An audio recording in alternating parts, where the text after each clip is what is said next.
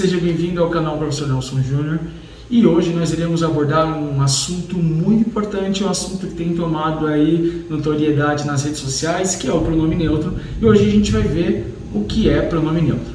Primeiramente, eu gostaria de dizer que as opiniões que serão abordadas aqui, elas serão exclusivamente de responsabilidade minha, tá? Eu não estou aqui defendendo nenhuma instituição e nunca defenderei ou representarei essas instituições neste canal, porque aqui é uma produção independente, tá?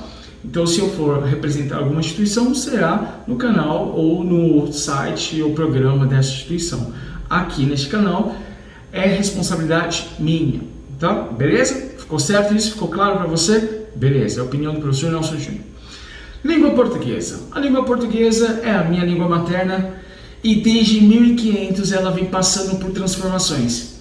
E sempre existiu a ideia de unificar a língua portuguesa entre os países em que ela é o idioma oficial. Nos anos 90, por exemplo, alguns países falantes da língua portuguesa se comprometeram a unificar a grafia da língua.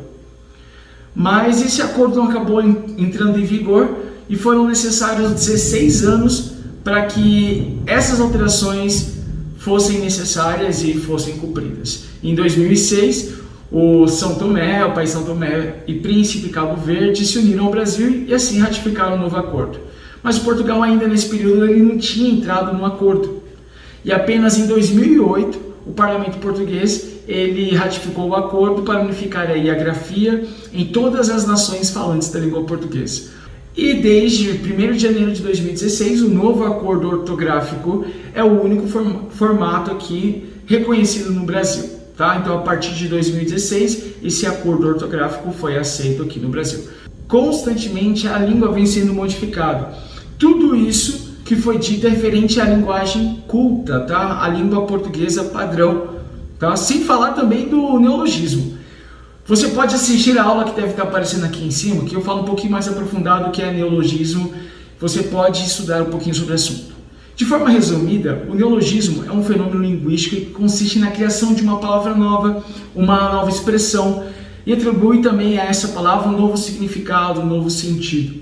E pode ser fruto de um comportamento espontâneo do próprio ser humano e da linguagem, ou artificial, tá? Com os fins pejorativos, por exemplo, a questão dos palavrões, ou também por gírias, tá? Mas espalham por aí que existe uma necessidade de mudança mais profunda na língua portuguesa.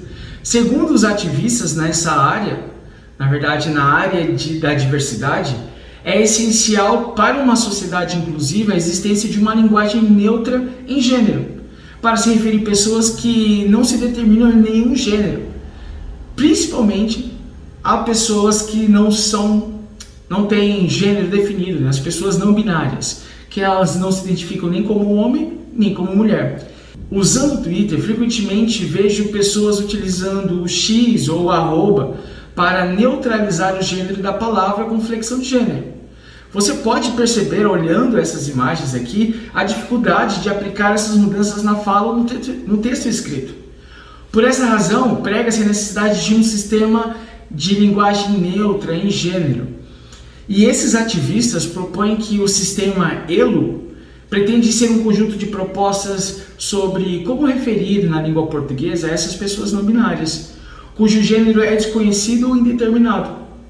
E essas normas aplicam-se somente a pessoas, logo, o tratamento para objetos permanece a mesma coisa, tá? Então, essa mudança só acontece quando nós vamos fazer esse tratamento para pessoas. Vou deixar abaixo aqui no link, na descrição desse vídeo, a proposta que eles têm. Você pode ler na íntegra essa proposta, caso você esteja curioso. Agora, eu vou dividir a minha opinião em duas partes. Tá? Neste primeiro momento, eu vou apresentar a minha opinião como especialista em língua portuguesa, como professor Nelson Júnior. E, após isso, eu colocarei a minha opinião como somente Nelson Júnior, beleza? Primeiro momento, especialista em língua portuguesa, e segundo momento, eu como cidadão comum, sem nenhuma especialidade, tá bom? Eu sou professor de língua portuguesa e eu vou estar explicando aqui alguns conceitos de língua portuguesa, tá? Beleza? Bem, então, para mim, não faz diferença em fazer essa mudança da vogal temática de um substantivo ou um adjetivo para ser neutro. Porque na língua portuguesa, a vogal temática, na maioria das vezes, ela não define o gênero. O gênero é definido pelo artigo que acompanha a palavra. E às vezes isso também não acontece. Como você pode ver no card aqui acima também, sobre substantivos, existem substantivos que existe o mesmo artigo para masculino e feminino. É o caso de guia. Se eu colocar o guia, sempre vai ser no masculino, independente de ser homem ou mulher. Porque se eu colocar a guia vai mudar totalmente o sentido da palavra.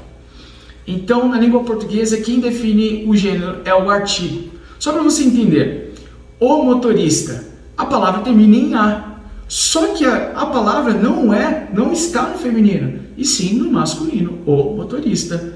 O poeta também termina em A, mas a palavra não é feminino.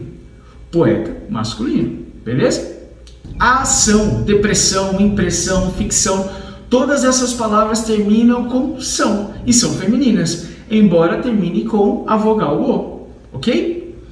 Boa parte dos adjetivos da língua portuguesa também pode ser masculinos, tanto masculinos quanto femininos, independente da letra final. É o caso de feliz, triste, alerta, inteligente, emocionante, livre, doente, especial, sedutor. Todas essas palavras não terminam com A e nem com O, mas também elas podem ser usadas tanto masculino como feminino. Então a gente pode ver aqui que o E, por exemplo, não faz parte da palavra neutra. É o caso de alface. A alface. Alface termina em E, mas é um substantivo feminino. Elefante termina em E, mas também é um substantivo masculino. Tá? Como o gênero em português é determinado mais pelo artigo do que pelas vogais temáticas, se vocês querem uma língua neutra, precisam criar um artigo neutro e não mexer no texto, com X, com arroba, com E, com U. É o caso da língua francesa, que utiliza o pronome neutro on para se referir a um gênero não definido. Mesmo que fosse o caso, a língua portuguesa não aceita esse gênero neutro. É necessário trocar o idioma todo para combater esse preconceito. Uma curiosidade para vocês: existem palavras neutras na língua portuguesa. É o caso dos pronomes isso, aquilo, isso, isto. Beleza? Entenderam? Bem, agora vou apresentar a vocês a visão como Nelson Júnior e a minha opinião sobre o assunto aqui em questão. Esse tema para mim é mais do que neologismo, é mais do que uma proposta para combater o preconceito. Existe algo muito maior nisso.